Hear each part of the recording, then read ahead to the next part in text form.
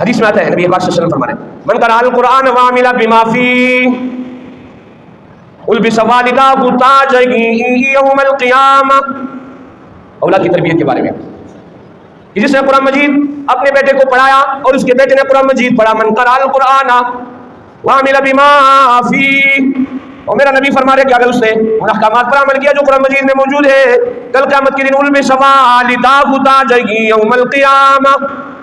نبی اکرم صلی اللہ علیہ وسلم فرما رہے، ذرا زور سے، نبی اکرم صلی اللہ علیہ وآلہ وسلم فرما رہے اس والدین کی تربیت کی وجہ سے کل قیامت کے دن اس والدین کو ایک منور تاج پہنایا جائے گا.